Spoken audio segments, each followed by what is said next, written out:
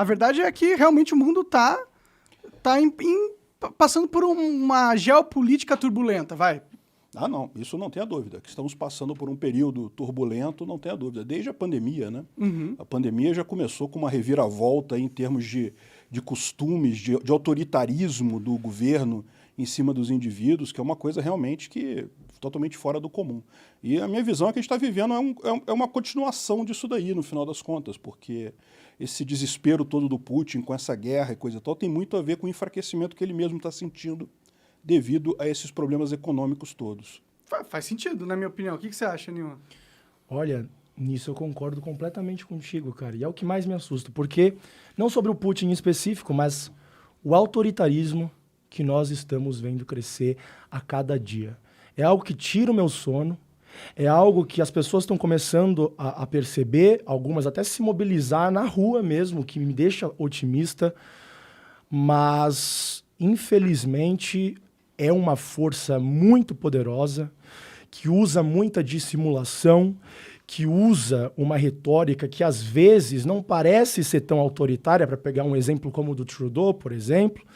Então, a gente tem que ter muita cautela nesse momento. Eu não tenho medo de falar com gente de qualquer espectro político. Na verdade, eu sempre vou tentar falar com todos os lados, porque é gravíssimo o que a gente está passando, certo? O que eu vou falar aqui agora, alguns podem até falar, isso já é um pouquinho demais, mas nós já estamos numa guerra até no Brasil, isso é uma guerra diferente. Eu sei que alguns já devem ter me escutado falar isso várias vezes, foi até o que eu falei com o Monark da última vez aqui no podcast, mas o brasileiro precisa entender isso. Nós estamos já numa guerra e a derrota significa um autoritarismo, uma ditadura absurda, completamente absurda. Você enxerga dessa forma? Porque parece que o Nilma enxerga as coisas que estão acontecendo tendo uma motivação organizada de gente que é muito poderosa. Talvez a elite global. E talvez seja por isso que o nome é globalismo, né? Porque é uma elite global. Eu tenho um problema com essa ideia de que existe uma elite globalista que cuida das coisas e coisas e tal, simplesmente porque essas pessoas não teriam capacidade de fazer isso. O que eu vejo que está acontecendo é um fenômeno bem diferente. Eu vejo a seguinte forma, a informação descentralizada e distribuída, a internet, o fato das pessoas trocarem ideias entre si, isso representou um desafio para essa turma que está no poder hoje, para os socialistas que estão no poder hoje. O pessoal realmente se sentiu acuado. Então, o que a gente está vendo, esse autoritarismo todo, eu concordo, existe um crescimento do autoritarismo no mundo, a gente está vendo isso, na verdade, é uma reação dessas pessoas, né? Essas pessoas estavam vendo que a população em si já não obedece à televisão, já não leva tanto em consideração o que é colocado em TV tradicional, em mídia tradicional, que sempre foi o que eles usaram para manter a população, digamos, controlada, não obediente, de gado, né? Eles não têm problema com pessoas pensarem diferentes, o problema é que eles querem que o pessoal fique controladinho, fique quietinho. Isso que eles perderam esse controle sobre o pessoal, né? Coisa de 10 anos atrás, 2010, 2005, 2010, todo mundo, eu já me considerava um defensor do Estado mínimo, uma pessoa de direita, mas a impressão que eu tinha, eu olhava para o mundo e falava, pô, caramba, eu sou exceção da exceção, não tem mais ninguém, todo mundo é de esquerda, todo mundo é socialista no Brasil. E eu imagino que muita gente se sentia assim. Por quê? Porque você não se vê representado na televisão, na mídia, nos jornais e coisa e tal. Quando começou essa revolução das redes sociais, do pessoal discutir política em rede social, que começou ali em 2010, 2012, 2013, mais ou menos, pelo menos foi quando eu tomei contato com isso, né? Aí você percebe que tem um monte de gente que pensa como você. Foi isso que esse pessoal perdeu. Então, eles perderam essa hegemonia do pensamento. Controle da narrativa. Exatamente. E aí, o que aconteceu? Quando veio a pandemia, quando veio o vírus, o que aconteceu? Eles quiseram usar isso para retomar o controle. Aquele controle que eles sentiram que perderam, eles tentaram compensar com o autoritarismo. Não é que tivesse um órgão centralizado mundial planejando. É idiotice pensar isso. Desculpa, eu não quero usar esse termo. Deixa eu fazer o meu termo. Respeitar ideias. Para respeitar as ideias aqui, para não ficar... É uma simplificação muito grande isso. O que aconteceu é que você viu um monte de gente com o mesmo interesse, um monte de político que estava se sentindo acuado, um monte de político que estava sentindo que estava perdendo o poder e quis usar a pandemia para isso. É o que o Lula falou, você viu a frase do Lula? Ainda bem que a natureza criou esse vírus, não sei o que lá, para mostrar que precisa de Estado. Uhum. O que o Lula falou foi, ele externou o que muito político estava sentindo. Então, eu vejo dessa forma. Mas você não acha que o fato de existir um grupo de pessoas que tem uma mesma mentalidade e tem o mesmo objetivo, você acha que a relação entre elas não pode ter uma coordenação? Não, eu acredito que existam grupos que têm alguma coordenação. A questão é que você não consegue as duas coisas. Se você tem um grupo grande o suficiente para conseguir controlar o mundo todo, você já precisa ter uma estrutura monstruosa. Por exemplo, você pegar o Fórum Econômico Mundial lá do Klaus Schwab. O cara existe, existe lá, tem a estrutura do cara. O cara bota lá, ele botou lá o negócio do reset mundial, né, o grande reset econômico, aquelas coisas todas. E ele fala abertamente isso, ele não está escondendo de ninguém, não. Ele tem um monte de gente ligada a ele. O Trudeau é um cara... O Macron é um cara... Agora, o que eu acho que é uma ilusão é achar que essas pessoas são mandadas pelo cara do Klaus Schwab, que o Klaus Schwab, ou outras pessoas falam que é o Jorge Soros, enfim, o pessoal fica... o Macron faz isso daqui. Não, não é assim que funciona, entendeu? Eles não têm esse poder todo. O que acontece eles são um grupo de influência. Eles têm influência no mundo? Têm influência no mundo. Eles podem mandar no mundo? Não, não podem. O que você acha disso? Eu concordo que é meio difícil uma organização conseguir realmente controlar o mundo todo, né? Mas eu não concordo que não exista alguém tentando. Como que você vê? O discurso do Peter, para ser bem sincero, demonstra um desconhecimento histórico. Porque esse tipo de iniciativa já existe há séculos. Nós não estamos falando só do Fórum Econômico Mundial. Na verdade, ele deriva de outros projetos cujo objetivo era a formalização de um governo único mundial, ou, no mínimo, uma forma, um sistema político-econômico ao redor do mundo, onde as nações são dissolvidas, onde a soberania dos países já não existe, e, pelo contrário, órgãos transnacionais, como um exemplo é a ONU, mas para pegar um caso ainda mais esdrúxulo, que muito libertário eu sei que não gosta, OMS, certo? Você vê há séculos diversos intelectuais que não só acreditavam que um governo mundial era necessário, como lutaram para isso, certo? Isso aqui não é uma conspiração, isso aqui não é uma ignorância, pelo contrário, né? Eu poderia pegar diversos exemplos ao longo dos séculos de diversos, nem só intelectuais, mas até bilionários. Quando falam-se em Rockefeller, por exemplo, as pessoas já falam, Rockefeller, lá vem lá o cara jogando uma teoria da conspiração. Por quê? Porque realmente existem agentes infiltrados que chegam e ficam jogando aquele monte de narrativa esquizofrênica do David Icke, que chega e fala dos lagartos e não sei o quê. Não. Vamos nos ater aos fatos concretos. E quando nós fazemos isso, nós vemos o próprio David Rockefeller, que chegou e falou, se você quer me culpar em querer fazer um governo único mundial, eu então sou culpado por mas isso. olha só, querer fazer um governo mundial, essa ideia sempre existiu. Sempre existiu e é um projeto que eles lutam até o momento atual. Não, e se você parar para pensar, é uma coisa que vem acontecendo, sim, né? Sim. A ONU, por mais que ela não tenha jurisdição sobre o mundo, ela foi criada num contexto realmente de você ter alguma coordenação mundial entre os países. Ainda é uma coisa em termos de tratado, não é nada que seja coercitivo, né? A ONU ela não pode impor a vontade dela sobre os diversos países, mas essa ideia de ter governo mundial sempre teve mesmo, porque o pessoal parte do princípio que, poxa, você tem um país, tem a Constituição, por que não fazer isso mundialmente, né? Eu acho que é uma ideia errada, mas assim, a questão que você fala é assim, existem pessoas que defendem essa ideia? Existem, eu não tenho dúvida disso. E elas são poderosas? Algumas pessoas podem ter algum poder? Pode. Elas têm poder de mandar, de impor isso? Não, não tem.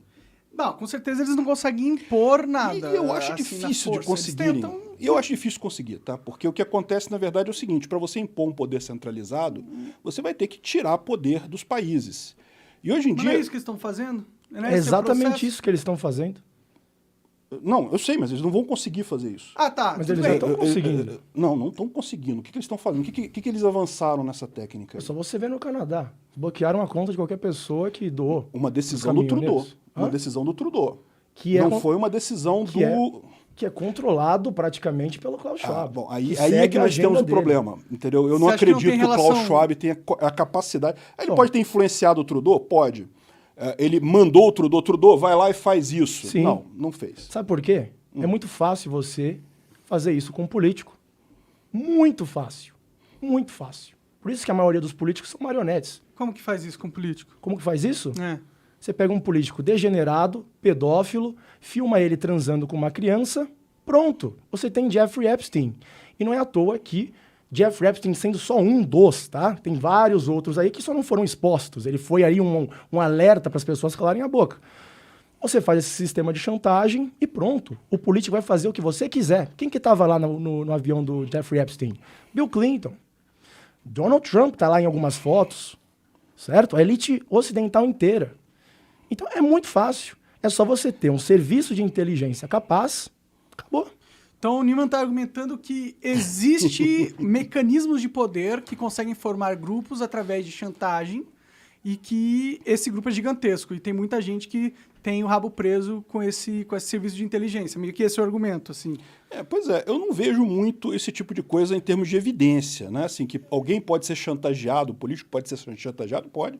Já aconteceu em várias situações, né? Sim. Mas você tem duas coisas nesse caso. Primeiro que é difícil o cara manter essa chantagem por muito tempo, porque manter sigilo do negócio desse tipo é difícil. Olha o caso do Epstein. Qual que foi o problema do Epstein? Ele fazia sexo com meninas menores de 18 anos e pagava. E o que aconteceu? Durante muito tempo ele fez isso, não teve problema nenhum. Até que teve uma menina que depois cresceu e falou: ih, caramba, o que aquele cara fez comigo foi sacanagem. Eu vou bater a língua nos dentes. Foi lá, entrou na justiça e falou: não, peraí, porra, tá errado isso daí. Foi o que aconteceu, foi a primeira prisão do Jeffrey Epstein em 2008. E aí, se tiver um negócio desse tipo, teve uma vítima, teve alguém envolvido ali. Não. Assim, eu recomendo que você estude um pouco melhor a história do Jeffrey Epstein, porque Maria, que foi a que mais ficou famosa, ela foi ao FBI, diretamente, ela foi no FBI diversas vezes. E aí começou a ser perseguida. Por quê? Porque os próprios diretores do FBI faziam parte desse sistema de chantagens, certo? Mas então se ela foi no FBI e o FBI estava no esquema, eles não iam fazer nada. É o que eu digo. Ela conseguiu botar a boca no trombone, ela conseguiu... Talvez o Jeffrey Epstein pisou no calo de alguém que ele não devia pisar. Sim, foi exatamente isso. A questão é, não existem mais casos porque, bom, você vê não vou falar polícias aqui no Brasil, mas lá fora, com certeza, o próprio FBI, ele não fez nada em relação a isso. Então, chegar e falar que não existem evidências para esse tipo de esquema não faz sentido nenhum. O FBI não é uma coisa monolítica. É lógico, eu sei que o FBI, inclusive a gente tem visto algumas ações aí fortemente favoráveis aos democratas, como eu acho que a Polícia Federal aqui no Brasil acaba tendo uma orientação, a polícia acaba tendo uma tendência. Mas é uma ilusão você achar que todo mundo lá dentro está no... É impossível esse tipo de coisa. Sim. Você vai ter alguém lá que vai olhar para aquele troço e falar: não, peraí, isso aqui tá errado, pô, isso aqui não pode. Mas você não precisa controlar todo mundo. Você só precisa controlar as cabeças. Exato. E como as cabeças chegam no pescoço? É exatamente o que eu estou falando. Não dá para controlar. Só controlar. Esse tipo de coisa, de chantagem, não dá só controlando as cabeças, porque basta alguém abrir a boca para quebrar a chantagem. Mas se Por isso que eu também não acredito naquele negócio que o Bolsonaro falou do Barroso em Cuba e não sei o que lá. Porque se tivesse um negócio desse tipo, vocês sabem dessa história, né? Não sei. Não foi o Bolsonaro que falou, não sei quem é que falou. Alguém da equipe dele lá que falou que o Barroso esconde alguma coisa porque foi em Cuba e foi filmado. Entendi. E pode acontecer uma coisa desse tipo? Em tese pode, mas esse tipo de coisa não dura muito tempo. O segredo não dura esse tempo todo. Olha, então, é por isso que o Jeffrey Epstein, ele não só chegava, tinha uma gravação lá e acabou. Não. Ele estabelecia um relacionamento. É isso que um serviço de inteligência faz. Então não era assim, eu vou pegar aqui o Bill Clinton transando com uma criança apenas uma vez. Não. Tem um vínculo de amizade. Não, você estuprou aqui uma criança? Estupra mais uma vez. Estupra outra. Vamos te ajudar de toda a forma possível. Forma toda uma rede em torno daquilo. Porque você acha que os Skull and Bones, lá nos Estados Unidos, que é uma sociedade secreta em Yale, um dos ritos de iniciação é ficar pelado lutando com os outros caras. E até eles gravam aquilo. Por quê? Aquilo forma um círculo de confiança. Você vai falar alguma coisa, você vai expor alguém, a gente também vai te expor, entendeu? Quanto mais podre você tem contra o político, contra aquela pessoa que você quer dentro do seu grupo, melhor. Então não é simplesmente assim, aqui eu vou te obrigar a fazer isso porque eu tenho chantagem contra você. Não. É lógico, um serviço de inteligência entende muito bem a psicologia humana. Ele sabe que isso facilmente acaba entrando numa situação em que o sujeito que é chantageado pensa, pô, calma aí, você precisa de mim. Você precisa de mim mais do que eu preciso de você. Então, o que eles fazem? Eles estabelecem ali um vínculo, né, de independência mútua. Você quer aqui as suas crianças, você quer aqui fazer todas essas porcarias, tudo bem, você trabalha com a gente. Não, eu entendi essa sua proposta para o vínculo entre as pessoas, embora eu ainda ache pouco provável, né? Os hackers não vão conseguir vazar essa informação, não vazam tudo quanto é coisa por aí, né? Mas, enfim, mas às vezes eles vazaram isso. Mas olha só, o meu ponto é, se por exemplo, como você está colocando, envolveu crianças, envolveu sexo com crianças, essas crianças crescem.